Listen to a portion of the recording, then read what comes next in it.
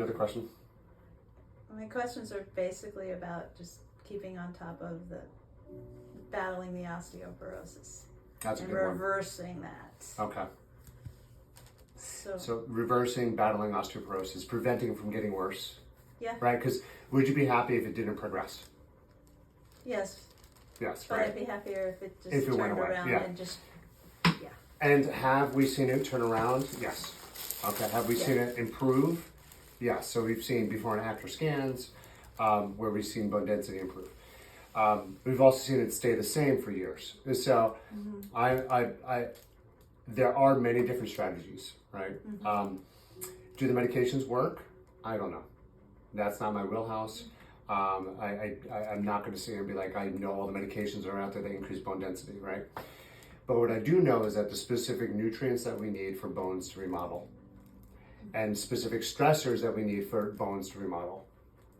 So collagen is the first thing. Yeah. Collagen peptides, men should be taking about 30 to 40 grams a day of collagen peptides. Women should be between 20 and 30 grams per day. Okay. And I like bulletproof peptides. I think that's really, collagen peptides, I think that's really great. I use that in my house. And I just had a smoothie with it. But it doesn't taste too good. So you might want to add some greens powder in there that has maybe stevia or something in there. So it's palatable. That's number one. And make sure you get your collagen peptides in. Number two is horsetail tea. Horsetail tea. It's not real horsetail. It's an herb. it's an herb. It's an herb, but it's very silica rich. And silica is the cornerstone for the matrix of bone in the body, right? Where do you find that? You can Amazon, horsetail tea. I mean, we sell it here, but we'd have to order it. It's probably best to just buy on Amazon. And honestly, magnesium glycinate. I think that we think that's vitamin D and calcium that increases bone density, but it's really magnesium, right? Picking up magnesium glycinate. I found a new company I really like. It's called Tonic. TONIQ, they're on Amazon. Their dosing is perfect. 4 caps, each cap is 200 milligrams of elemental magnesium.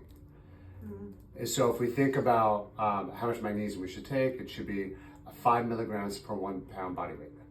So if you weigh 200 pounds, you should be taking about 1,000 milligrams of magnesium per day, elemental magnesium, okay? I'm about 189, about that. So I should be around 900. That should be me. So Tonic has 200 milligrams per capsule, which I fell in love with. So magnesium important. So we went through magnesium, we went through collagen peptides, and magnesium and silica from horsetail tea. Thank you. That's the micronutrients, right? And then shilajit. It's an herb as well. It's an Ayurvedic herb that is very mineral dense. So drinking shilajit tea or taking in capsules, our Vita Repair has shilajit in it. So just taking a Vita Repair would increase bone density. I thought the shilajit was from extracted from like lava or something. It is. You're calling it an herb. It is. It's not a plant. Flying, yeah. Have you ever heard of, I think it's Wu Pei San. Wu Pei San, probably not, is a Chinese herb, but it's flying squirrel feces. Oh. And it's used to treat malnutrition in children. I don't know how they found this, but anything on the planet could be an herb.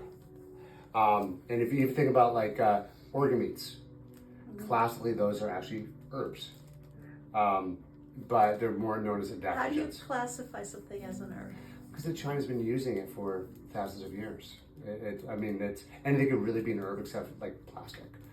I'm being facetious, but organ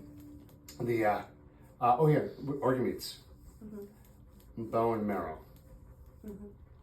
So eating bone marrow, right? Drinking bone broth. Drinking bone broth, right? That's collagen peptides. But you could buy bone meal capsules and eat that, right? So that all helps increase bone density. Specific movements that increase bone density. Now, most people that strength train, they don't strength train hard enough to create osteoclast, which is bone building. Okay, osteoblast is bone breaking down, osteoclast is bone building. So what we want to do is increase resistance till fatigue. So you always want to strength train till fatigue. Fatigue. I still do the lat pull down. Yes. Every time I go for physical. Till fatigue. To fatigue. Good. 4 times. So you want to think about 5 primary movements. You want to be able to squat till fatigue, push till fatigue, pull till fatigue, press till fatigue, and then pull like a deadlift till fatigue.